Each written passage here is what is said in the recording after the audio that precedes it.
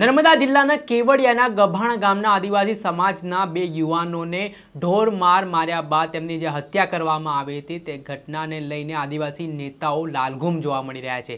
આ ઘટનાથી આજે 13 ઓગસ્ટ કેવડિયામાં એક શોક સભાનું આયોજન કરવામાં આવ્યું હતું। જોકે આને લઈને ગઈકાલે રાત્રે નર્મદા પોલીસ દ્વારા જે રીતે માહિતી મળી રહી છે કે આ કાર્યક્રમને મંજૂરી આપવામાં આવી નહોતી। આને જ લઈને જે આમ આદમી પાર્ટીના ડેડિયાપાડાના ધારાસભ્ય ચૈતર વસાવાએ પણ જણાવ્યું હતું કે જે મોટા નેતાઓ ભારતીય જનતા પાર્ટીના ઉપસ્થિત રહેવાના છે, તેમાં ભરૂચ લોકસભાના સાંસદ મનસુખ વસાવા પણ હાજર રહેવાના છે। પરંતુ આ ઘટના અને આ કાર્યક્રમને લઈને મનસુખ વસાવાએ ફેસબુક ઉપર પોસ્ટ મૂકીને તેમણે આ કાર્યક્રમથી પોતાની દૂરી બનાવી છે અને તેમણે સ્પષ્ટતા કરતાં કહ્યું હતું કે તેઓ આ કાર્યક્રમમાં જોડાવાના નથી। ત્યારે હાલ કયા પ્રકારની સ્થિતિ કેવડિયામાં જોવા મળી રહી છે વાત કરીશું આ વિડીયોમાં।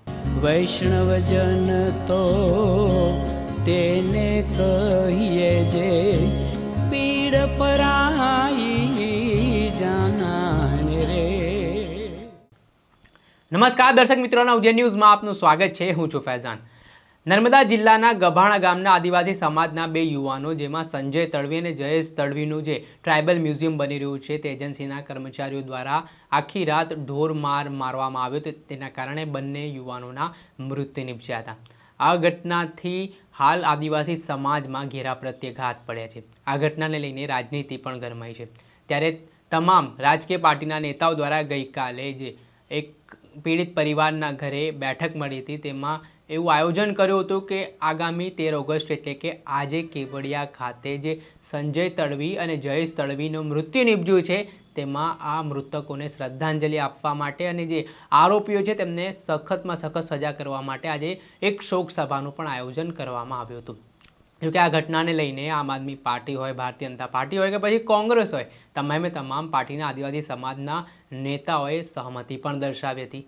ત્યારે ભરૂચ લોકસભાના સાંસદ મનસુખ વસાવા પણ આ શોક સભામાં જોડાશે તે પ્રકારનું નિવેદન ચૈતર વસાવાએ ગઈકાલે પત્રકારો સાથે વાતચીત કરતા આપ્યું હતું। આટલું જ નહીં, આ ઘટનાને લઈને જે કેવડિયામાં કાર્યક્રમ રાખવાનો હતો તેને લઈને ગઈકાલે કેટલાક આદિવાસી નેતાઓ છે તે નર્મદા પોલીસ વડાની કચેરી પણ મંજૂરી માટે પહોંચ્યા હતા અને એક હકારાત્મક રિસ્પોન્સ પોલીસ તરફથી મળ્યો હોય તે પ્રકારની વાત પણ તેમના દ્વારા કરવામાં આવી હતી।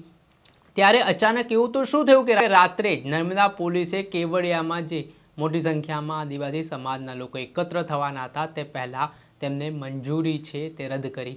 આ ઘટનાને લઈને અનેક પ્રકારની ચર્ચાઓ પણ વેગવાન બની હતી। ત્યારે ગઈકાલે જ ફેસબુકના માધ્યમથી મોડી રાત્રે મનસુખ વસાવા જે ભરૂચ લોકસભાના સાંસદ છે તેમણે એક પોસ્ટ મૂકી હતી અને જે પોસ્ટમાં તેમણે કહ્યું હતું, ચૈતર વસાવાના આવતીકાલના કેવડિયાના કાર્યક્રમના મારું કોઈ પણ પ્રકારનું સમર્થન નથી। કેવડિયા ખાતે ચૈતર વસાવા દ્વારા જે કાર્યક્રમનું આયોજન કરવામાં આવ્યું છે તેમાં હું ઉપસ્થિત રહેવાનો નથી। મારી કાર્યક્રમ વિશેની કોઈ પણ પ્રકારની વાતચીત ચૈતર વસાવા, દર્શનાબેન દેશમુખ કે ઘનશ્યામ પટેલ સાથે થઈ નથી। એ લોકોની થઈ હોય તો તેઓ જાણે। 13 તારીખના કાર્યક્રમના સંદર્ભમાં મને કોઈ જાણ કરી નથી। ખરેખર ચૈતર વસાવાને તેમના પક્ષ માત્ર ને માત્ર રાજકીય એજન્ડા સેટ કરવા માટે આદિવાસી ભાઈઓ બહેનોને ઉશ્કેરીને ગેરમાર્ગે દોરી રહ્યા છે। આ પ્રકારની પોસ્ટ છે તે ભરૂચ લોકસભાના સાંસદ મનસુખ વસાવા દ્વારા કરવામાં આવી છે। જોકે ગઈકાલે જે સાંજે દ્રશ્ય સામે આવ્યા હતા જેમાં ભારતીય જનતા પાર્ટીના નર્મદા જિલ્લા પ્રમુખ ઘનશ્યામ પટેલ તેમજ ભાજપના નેતા શબ્દશરણસિંહ તડવીની સાથે નાદોદના ભારતીય જનતા પાર્ટીના ધારાસભ્ય દર્શના દેશમુખ અને આમ આદમી પાર્ટીના ધારાસભ્ય ચૈતર વસાવા એક સાથે જોવા મળ્યા હતા અને તેમના દ્વારા આદિવાસી સમાજના જે યુવાનો છે તેમને ન્યાય અપાવવા માટે પક્ષાપક્ષી એક બાજુ મૂકીને તમામ લોકોને એક થઈને કામ કરવું પડશે તે પ્રકારની વાત પણ કરવામાં આવી હતી। જો કે હાલ જે કેવડિયામાં હાલ પોલીસ પ્રશાસન દ્વારા ગઈકાલે રાત્રેથી જ બેરિકેડિંગ કરી દેવામાં આવી હતી તે પ્રકારની માહિતી સૂત્રો દ્વારા મળી રહી છે અને હાલ જે આદિવાસી નેતાઓ કેવડિયા તરફ જવા કૂચ કરી રહ્યા છે તેમને ડિટેઇન કરવામાં આવી રહ્યા હોવાની પણ માહિતી સૂત્ર આપી રહ્યા છે। આ ઘટનાને લઈને ફરી એકવાર વિવાદ વકર્યો છે।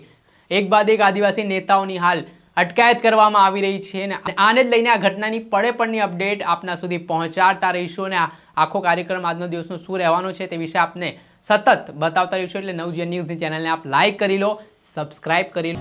વૈષ્ણવજન તો તેને કહીએ જે પીડ પરા